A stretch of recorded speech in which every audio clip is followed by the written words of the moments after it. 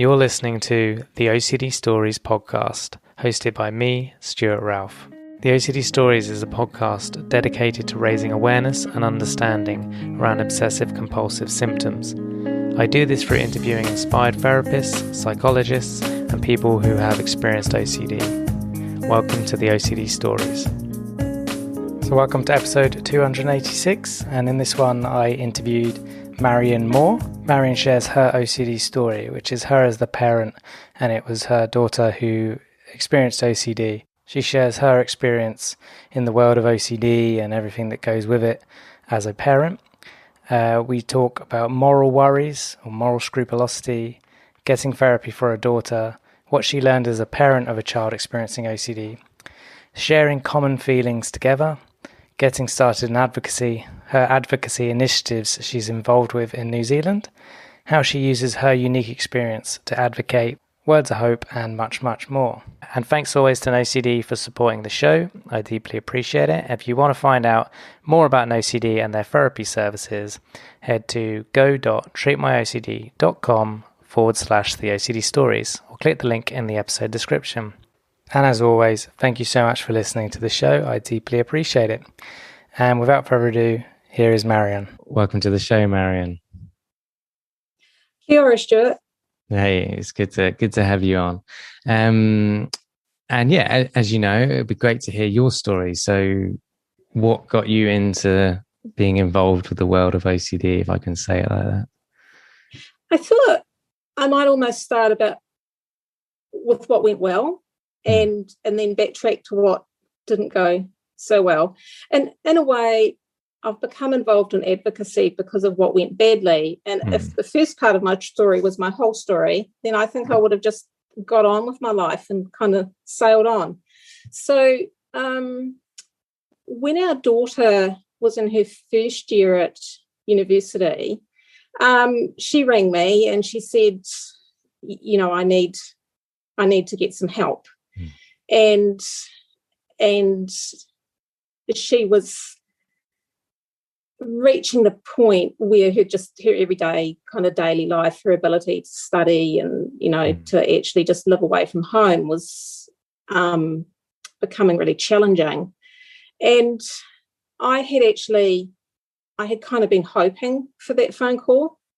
And so as soon as she had sort of put her hand up, then with her permission, I rang the university, you know, medical centre and said, you know, my daughter's coming in tomorrow and she has moral OCD. And I said, the person on the end of the phone said, I've never heard of moral OCD. And that was exactly why I rang them. I said, yes, I fully expected you to say that. Please put her through, you know, to the mental health service and please tell them that she has moral OCD. And that part actually worked really smoothly. She quite quickly was put through to a psychologist in the student health who said, yes, he felt that looked quite reasonable, is probably what the problem was.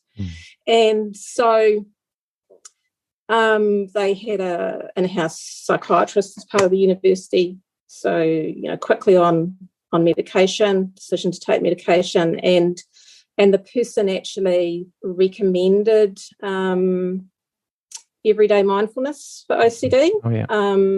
Charlotte Isley and John Hirschfield's book. So we got to go and, you know, we read that while we waited to organise a therapist. And we had a choice at that point as to whether to go in our public health system in New Zealand or whether to go private. And we were at the point where we were in the middle of the university year and our daughter really wanted to continue studying. That was, you know, that was following her life. And also a lot of her triggers were in that environment. So she sort of really needed to stay there. And we were told that it was likely to take quite some months to get access in the public system. So we just said, right, we'll go private. And within a month, 6 weeks maybe, we were with a private therapist who was experienced in OCD. And everything, it was hard, but everything went really well. Our daughter worked really hard at it, and we were there supporting her. And within about 4 months, she had finished therapy and she had the tools she needed, and she was picking up her life, and she still had some more work to do to really get used to using those tools. But basically it went really smoothly, and you could say that it was just such a good example of how getting the right support just changes your life. But the problem was that I had been waiting for that phone call from our daughter for years, and I had to wait until she was ready to try. And it was a case of ready to try again, because the first time that we tried to get help, it didn't go at all well. So right back in really sort of midway through primary school, I was already beginning to notice some things that didn't feel quite right to me. But it was hard to put your finger on it. I guess a lot of parents probably, and it was around kind of ethical, moral things. So the school had they had a character program. So every term the children would focus on a different value, and I think there were about 8 different values. So you would focus on kindness or responsibility or honesty, and the children would be, they would be praised when they showed that value in their behaviour, which, I mean, it's totally a good thing. But I noticed that there was kind of seemed to be rigidity to it. It wasn't just that my daughter was choosing to do it in a positive, active way, but she actually kind of needed to be 100% honest. She kind of needed to be 100% kind, and there'd just be like little incidents, and I couldn't put my finger on it, but I knew something wasn't. And I sort of talked to the teachers a bit, and we talked a little bit, about how some people, are kind of just naturally have high standards and things, and I just never felt, I was never satisfied. And I talked to the GP, and it was all, well, she's growing and she's finding herself, and I just never could quite, it probably sounds familiar to people, this kind of just, as a parent, you sort of feel, and yet you don't, you're not sure. I mean, I took our daughter to the GP a number of times as she was growing up to see whether she had appendicitis or not, probably 3 or 4 times. And on the one hand, you sort of think, you've got to trust the GP, don't you? At some point you have to. And so when it was like, well, okay, a lot of kids are kind of, that's just sort of, so you just, okay. But when she got to high school, by the time she was about 14, it was just increasingly, I felt like this tension and kind of this lack of, I don't know, kind of a loss of kind of joy, if you know what I mean. And so I talked to the school again, and again, no, it was sort of can't quite. And I talked to a psychologist, and the psychologist said, well, I would need to see her, understandably. And my daughter sort of was like, well, no, I'm fine.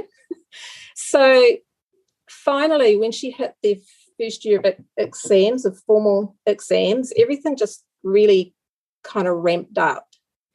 And by that stage, I'd been doing like a lot of internet searching, and I'd been searching for things like anxiety mainly. So I was reading about social anxiety and generalized anxiety, and none of it really, because I felt it was sort of quite specific to certain sort of situations, and it just didn't feel right. And I was skimming right over OCD.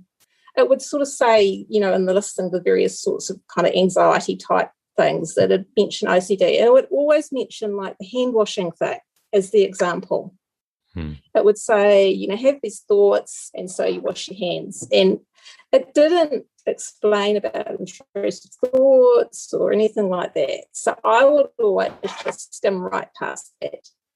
But eventually, by the time she was 15, I was like by now I was looking, down every little hint I could find. So I finally actually went further and looked up OCD further on different websites. And it was like, well, okay, it's not just hand washing. Maybe. And then I Googled morals and OCD, because it always seemed to be morals. And I came up with this research article, like a really technical research article. And, but there seemed to be this thing about religion and scrupulosity and OCD and morals. And I thought, well, this isn't a religious issue we're having here, but it is a very moral issue. So when my daughter went to see a psychologist when she was 15, I had a little session beforehand, a chat with the psychologist. And I said, look, I really don't know, but I know something's going on. And could it be moral OCD? I didn't hardly know anything about OCD yet. And the psychologist sort of said, well, I've got to, talk to your daughter, obviously. And because she's old enough, this will be private, and she'll tell you what she wants to, but I won't tell you, it's just what your daughter chooses to tell you. And she was very private about those sessions. And she did seem to be getting a bit better. She's learning some techniques about how to handle anxiety and about not seeking reassurance and things like that. And for a little while, things got better. And so she stopped seeing the psychologist. But fairly rapidly, it just came back. But it came back different. Now, instead of talking to me, because she'd been told she should try and handle these things herself, it all just went internal. And I'd say, you seem a bit worried. And she'd say, well, yes, I am a bit worried, but I'm not supposed to talk about it. And so she wouldn't. And I'd say, well, I think maybe we need to get some more help. And she'd be like, no, it's my responsibility, because I've been given these tools to use and now I just need to use them. So for 3 years it went on like this, where I was looking at her and thinking, there's so much bottled inside and I can't get at it, So when I finally got that phone call 3 years later to say, I really, it's time to do this again, it was such a contrast what happened. And it happened purely because I knew what I was asking for and I knew what I was looking for. So that really now is why I'm just so passionate about, kind of spreading the word, because it would have made such a difference to us if we'd just got all that information earlier. Yeah. Yeah, really, thank you for sharing. Really good points. And yeah, so she saw a psychologist when she was 15, and then again at, was it 20, did you say? She would have been 18. Okay, so a few years on. 18. So yeah. Yeah. Well, and you said before that, like, you knew you just had to wait for that phone call from her to say, I'm ready, I need help. What was that like, waiting then for those 3 years? Because it can't have been easy. It was, I mean, you just tried to pull all this other stuff around, like, let's all go for a walk.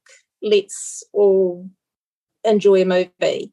And you were trying to continually prop things up, and like you were never getting at the root of it, but you were just trying to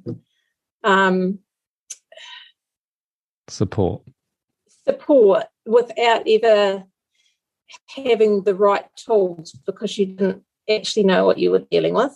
And then gradually, as I think it was sort of a time period where there was more, there's been an explosion of stuff really on the internet, I think.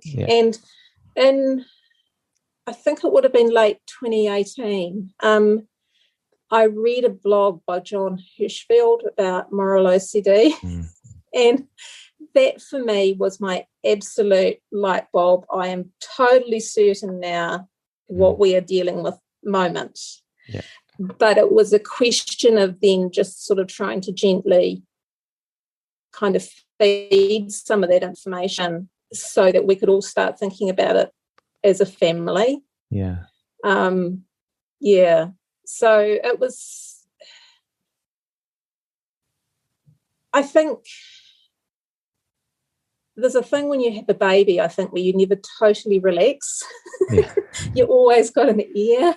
Yeah. And I think I just always, my antennae, my radar was continually sounding at one level or another the entire time. Yeah. So. Yeah, which is stressful itself, right?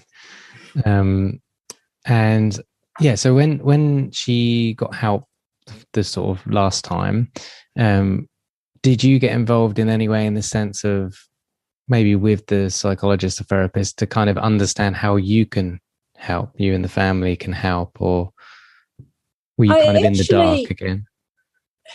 I actually asked if I could go to a session, and it was never, I think it was just like this, when you're 18, you kind of,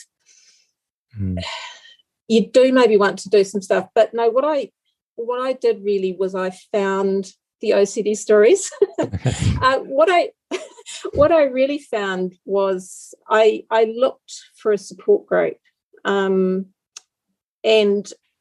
I found Fix8, which is the group I'm a part of now. And at that stage, there were only about 40 people in the group. It had been started by another parent and had been running about 2 years at that stage, and it was really quite small. But there were people suggesting a few books and a few podcasts and things. So I basically,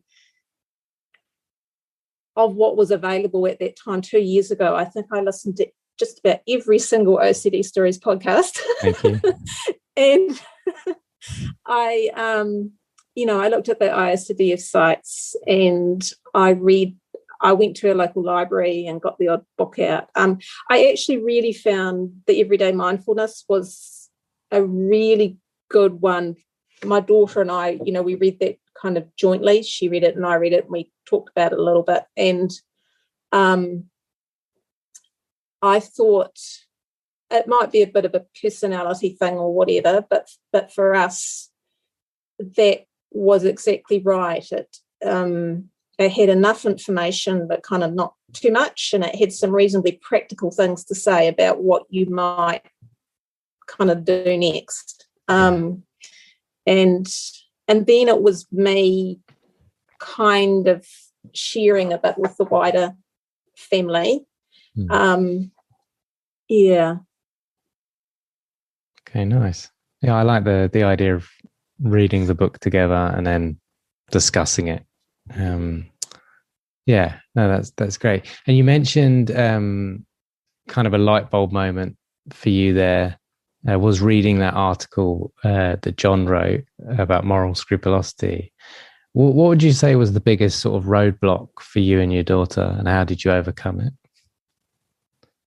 Roadblock in terms of? Just, it could be like getting treatment, or even getting to treatment, or in treatment, or you as a family member that just made life much more difficult. Yeah. I think for me, it was just, not knowing what it was. And so you weren't, I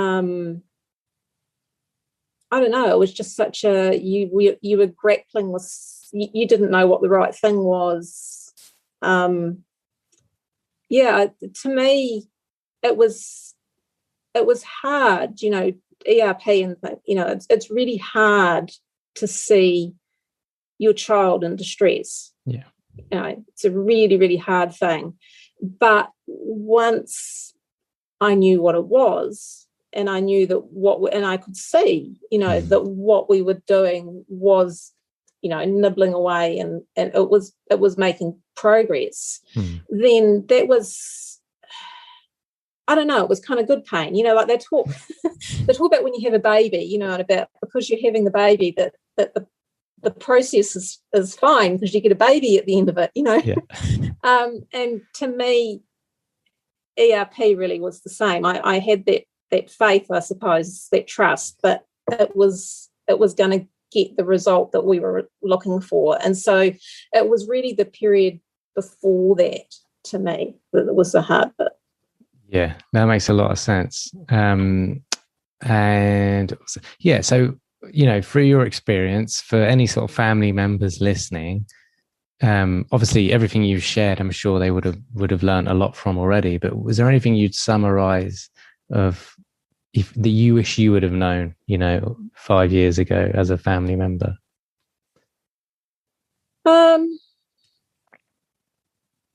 I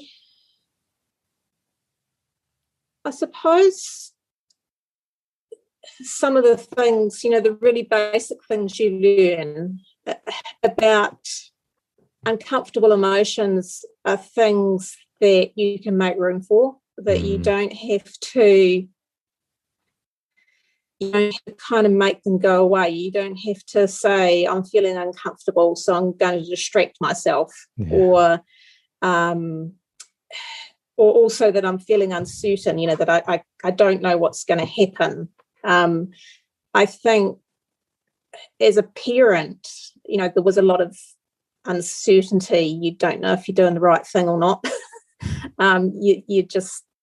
You learn as much as you can, and then you just have to put it into practice and hope, which is what parenting is like anyway, I guess. And so I think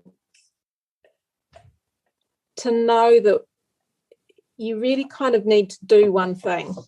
You decide you're going to do something and you do one thing and you just accept that you're doing your best, I think. Yeah, absolutely.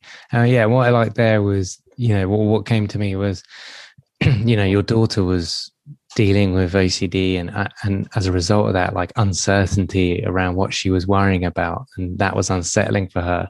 You're now dealing with uncertainty around, am I doing the right thing? Is she going to get better? All of this. And in a way, that's a nice way to understand partly what she's experiencing. It's a nice way to relate, I guess. And we did talk about it like that a bit. Like I was fairly open, saying, that I also have uncertainty, and I also, this is hard for me. So I suppose in some ways there is a kind of, I didn't really think about it, but there's a kind of modelling in that when you're saying, actually, I'm sitting with some uncomfortable emotions right now too, and I'm uncertain now too, and just, we're going to be okay.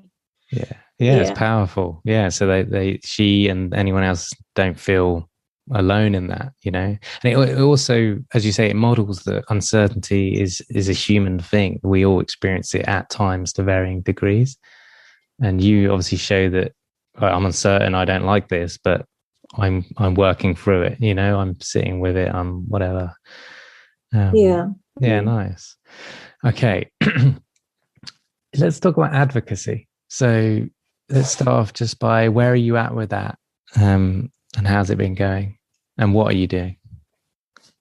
Well, I guess really there's the sort of two aspects of it. There's the Fixate group that I joined, and quite early on, another parent and I, she was kind of the parent that I vented to when I needed some support, early on. And then we were both sort of in a position where our families were now in a better position. And we sort of said, there's just such a need here. And we actively trying to grow the group a bit by making it known. So making sure that if people were looking on the internet or talking to a therapist, that hopefully the existence of the group would be mentioned. So we've got a bit over 500 members now, which is sort of steadily growing all the time. And because it's a Facebook group, they're actually right throughout the country. So New Zealand, there's about 5 million people scattered through the same land area as the UK, or same land area as Colorado. So a Facebook group works really well for us, and it means actually that the admins, so there's now 4 admins currently in the group, we keep an eye on things, but really it's the people who are in the group who are kind of supporting each other, which makes it manageable. Like if one admin was trying to talk to 500 people, then it would just be the responsibility would immediately do you in, but because you've got these 500 people supporting each other, and yes, the admin's keeping an eye on it, it all kind of works. And we have people in the group who are living with OCD, who are in recovery or newly diagnosed or somewhere in between, and we have parents, we have partners, there's a whole mixture of people in there. And so when someone asks for advice, you often get it from a number of points of view. It's just kind of really nice. So we're really happy with how that's running. And if the advocacy side of things sometimes is a wee bit like you try something and it doesn't work or something, you've always kind of got the comfort of knowing that the peer support side of things is, ticking over nicely, and you feel like that's really worthwhile. So on the more kind of public awareness and access to treatment and all those sorts of things, we're really only just sort of trying a few things, I suppose. We set up a website fairly early on, which partly helps people find us, but it also, and that was set up by one of the other admins, Louise Aitken, and she handles all that side of things. So we each have our own little, even though we're not at all formal exactly, we each kind of have our own little passion. And one of my little passions is actually writing to the health websites and saying, please don't just use the example of hand washing, because when I was looking, that was very unhelpful. And we've done some newspaper articles where sometimes a journalist will approach us through our website, or sometimes we'll think that's kind of an audience we'd like. So recently we had an article on perinatal OCD in a Kiwi Parent magazine, which is targeted at sort of new parents. So the idea is that, people reading that will get a little bit of information.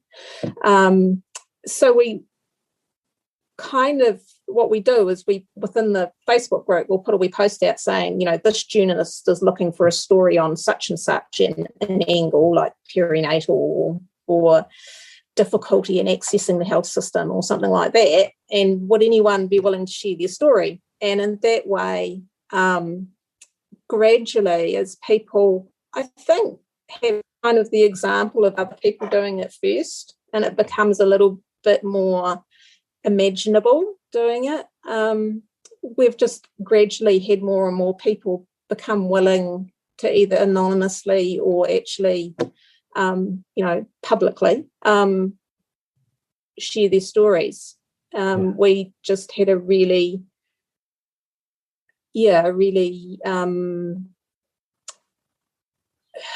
I think really impactful article a week or so ago, because it was on the front pages of several of our main newspapers, and just changing that perception of what OCD is. I think we may, be relatively behind perhaps where the UK or the US is, and just that understanding of what OCD is. So we're beginning to do those things, and we can look, of course, and we can see what's being done in the US or the UK or wherever, and that it really provides kind of a path for us. No, that's really good. And the website is ocd.org.nz. Yeah, that's right. Yeah. And so it's something that I guess, we're just sort of growing a little bit over time. We're making a few resources that we think we specifically need. So one thing we've made is we helped to write in collaboration with another organisation called PARDA, which is about perinatal health. So together with them, we've specifically produced a little brochure on perinatal OCD, and we've been starting to go through the PARDA. They have workshops all around the country where they have people like midwives come. And so we're looking at trying to get information about perinatal OCD out there to, new mums and dads and midwives. And through that, get information into a lot of communities, because one of the things in terms of diversity, how do you get it into diverse sort of ethnic communities or diverse language communities or whatever? And pretty much everybody has babies. So I kind of see it as actually being quite a good way to try and spread awareness right through a whole lot of communities, if you can simply have it the case that in that maternal health community and the maternal health professionals that you're getting those messages out there. Yeah, that's really smart. And I really liked how you haven't gone in and been like, let's just try and get national coverage.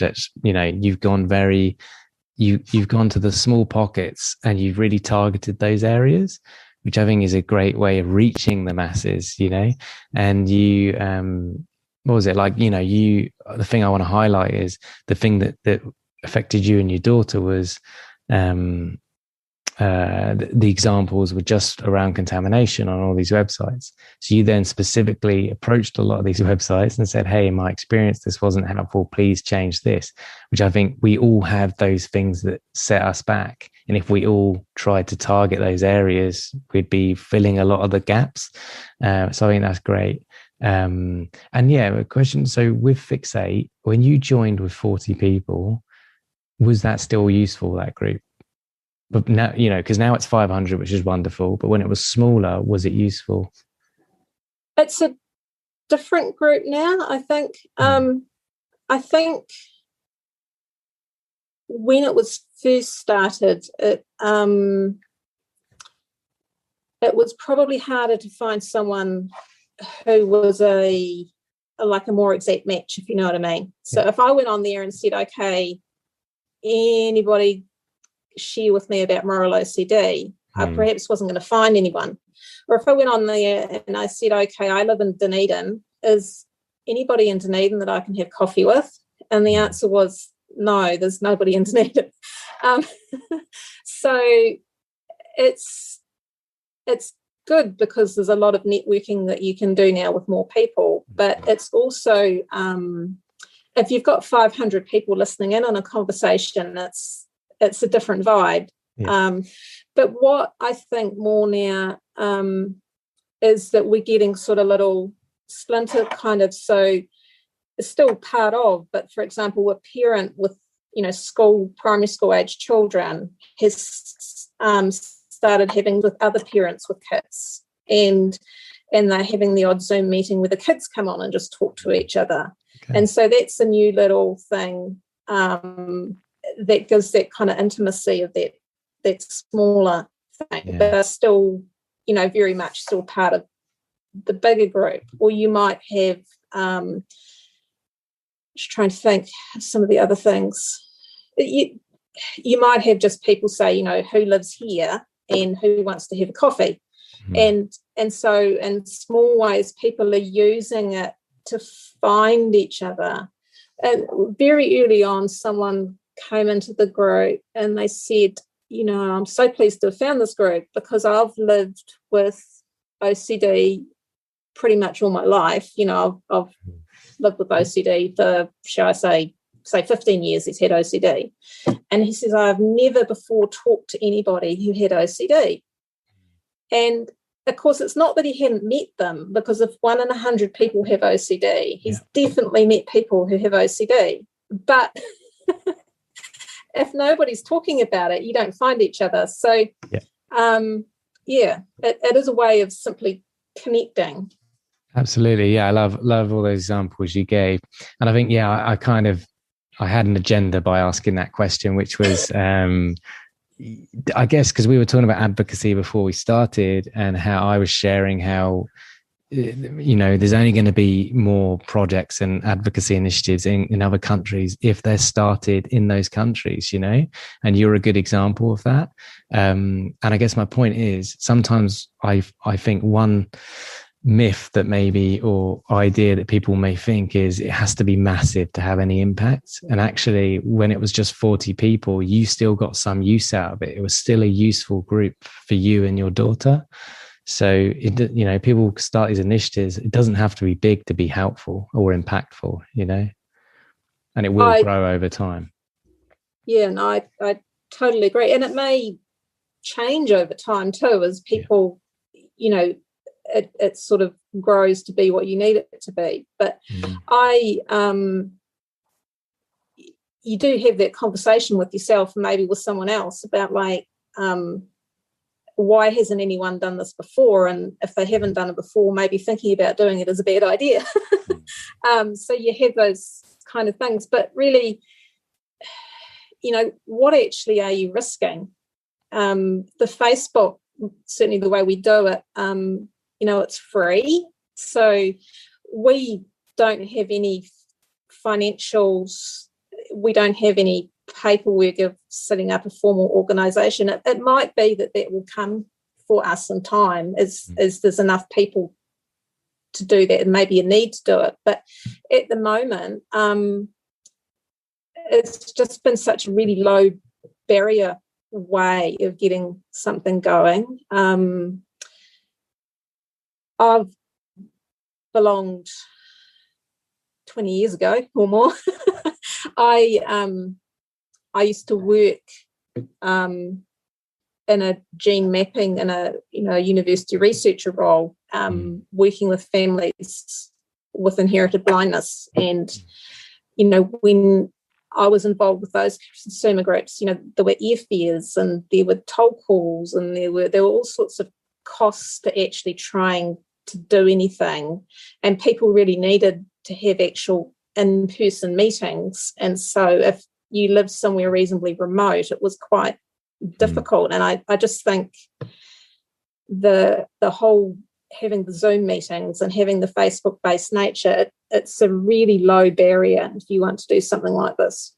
Yeah, absolutely. And then now you guys are you're doing the website, and you're doing all these other ideas and initiatives that have come out from that initial Facebook group. So what seems like a small beginning can quickly grow. Yeah, I think I do a lot of and I still have kind of cold calling, in the sense of actually kind of email cold calling, and a lot of it does get ignored. So those websites where I've asked them to change things, I might have had 3 websites change things, and I might have had 12 websites not change anything. But actually, once I've written my little email, all I've got to do really is change the address at the top and push the send button. So there's very little cost to doing that.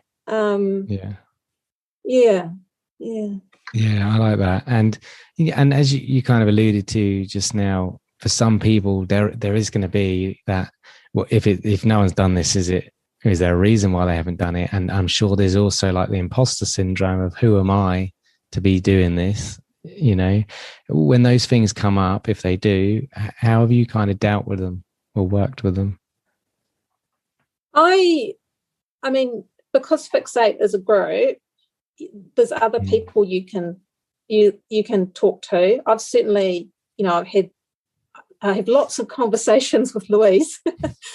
We talk to each other reasonably regularly, and it's just really nice because it's often just kind of a bit of a chewing of the fat thing, but it just sometimes it just settles in your own mind, kind of, even though it's a funny thing how just talking to someone else can be so helpful. So I do think that it is really helpful to find somebody else. It doesn't need to be 100 other people, but I do think that at least one is really good. And now, I mean, the lovely thing is that there's just more and more people popping up. Someone's willing to maybe be a speaker for things, or maybe it just seems to grow naturally. I love that. And also finding someone with a similar mission, so you and Louise are both kind of on the same path and you have the same similar goals in mind, and if you have a concern, there's a good chance she's had the same concern, and vice versa. Well, even kind of overlapping things a bit's quite good too, sort of the networking of that. So one of the admins in Fixate, actually, her main preoccupation, her main thing is actually her own very, very well organised thing called Voices of Hope, which is a mental health thing, probably more sort of younger people. So for OCD Awareness Week, last year we actually did a Facebook campaign where we had a different Facebook post each day of the week. We called it 7 Days of OCD. And we don't have a public presence. We just have our private group. We don't have a public Facebook or Instagram or anything. And what happened was that she very kindly offered her platform and sent it out to her, I'm not sure, 20 or 30,000 followers. And what we did was we asked people to share it. So we called it Listen, Learn, Share. So the idea was that they read the post on Voices of Hope and then they share it on their personal page. And that then just amplifies the whole audience again. So the fact that she actually not so much was doing exactly what we're doing, but she had this whole other thing that we could plug into, has just been wonderful. I love that. Sorry. Really, really good idea. Okay, so the next question is more general, so just words of hope. So be it for family members or someone listening with OCD, what would you tell them?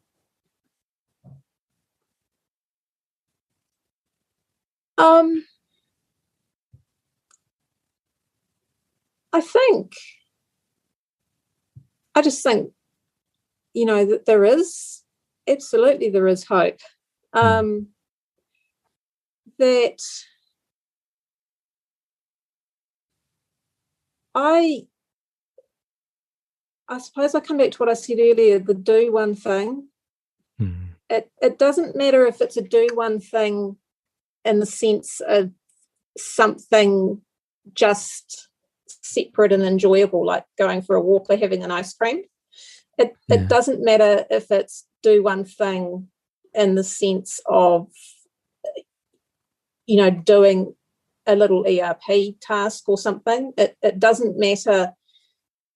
It doesn't really matter what it is, but just and that's manageable. Mm. And then eventually you just find that you can look back and you can see that it kind of built. Yeah. So I just think that you don't have to see the whole picture. You can, I'm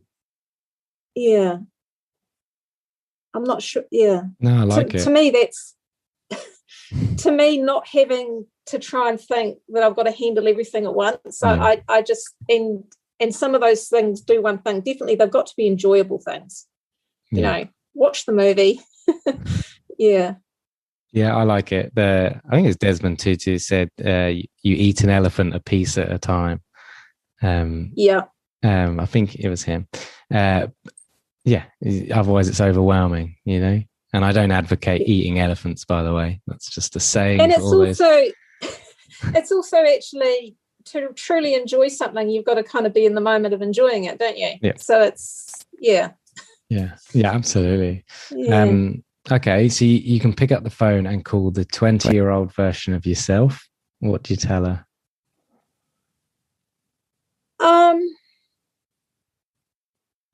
20-year-old version of myself. I was at university, and I was the first one in kind of my immediate family to go to university. And actually deciding to go to university, that was fairly obvious. But I didn't really know what happened once she'd finished your degree. So when I was about 20, I was kind of like, well, I'm going to finish this degree soon, and then what happens? And I think really, again, I do think it's you just have to sort of try some stuff and just have that faith that it all works out in the end, really. Absolutely. Yeah, I like that. It's the same message, isn't it? I should just put do one thing everywhere, and it answers every question. Well, it may answer the next one, which is if you got a billboard, what do you want written on that billboard? Oh, actually, no, look, I knew you were going to ask that, and I thought about that, and I want to write something different. Go for it. Second. I've got a piece of paper, because what I want to do is actually have a Maori proverb, a whakatoki. Yeah. And the whakatoki is e koe te tui, e kita te kaka, e kuku te kileru. Now, the tui and the kaka and the kileru are all New Zealand birds. Two of them I have in my garden here, and the classrooms I actually volunteer in a school, and the names of the classes I volunteer in are also called Tui and Kiruru, so they're very much part of my life.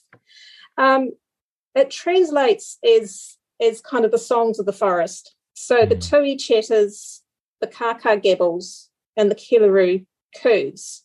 The idea is that everybody's different, and everybody's got their own kind of unique features and talents and contributions. And I kind of feel that that's what an OCD community should be.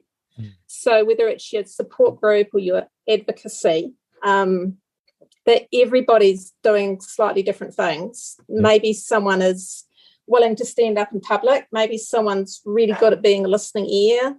Maybe, all sorts of things. And then maybe more internationally, that if you look at what we're doing here in New Zealand with a country of, 5 million, and with people quite spread out in a certain sort of, cultural mix and so on, maybe what suits us is also going to be a little bit unique to us.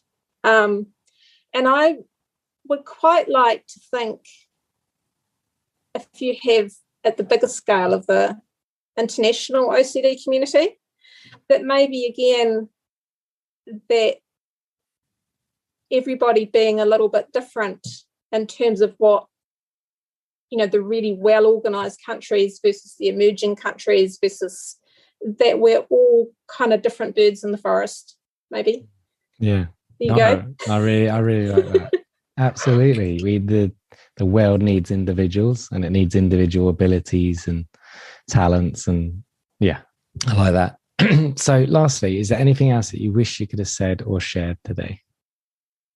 There is one thing that I'd be interested in, really, to find out whether other people are interested. When we're, especially in the very early stages, but also now, developing our advocacy and our peer support, I'd be really interested to know what other people are doing in terms of organisational things or fundraising or working out how to connect with clinicians.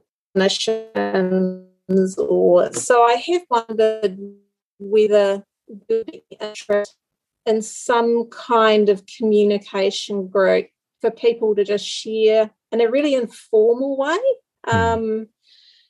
Maybe a Facebook group. Would people be interested in having some kind of group like that? If people are interested, they could maybe email our website, and we could think about that. Absolutely. So that's a group of clinicians, advocates, anyone doing stuff in this space to share ideas, so you can all grow together and work together. Yeah, in a very informal kind of chatting kind of way. Yeah, absolutely. So the link to Fixate for anyone in New Zealand, and the link to the website for that offer, and just anyone else that's interested, will be in the show notes, so they can check it out there. Well, thank you so much, Marion, for sharing your family story, your story, and your advocacy. It's really inspiring to see, how you're specifically trying to help and target New Zealand. Thank you. It's been an honour. Thank you for listening to this week's podcast. If you enjoy the OCD Stories podcast and would like to support us with a one-time tip/donation, please go to theocdstories.com/support. All tips, no matter how large or small, are greatly appreciated. Please subscribe and rate the show wherever you listen to the podcast. And thank you to NoCD for supporting our work. If you want to find out more about NoCD, visit go.treatmyocd.com/theOCD stories. And quick disclaimer, guys, this podcast is not therapy. It is not a replacement for therapy. Please seek treatment from a trained professional. And until we speak, take care.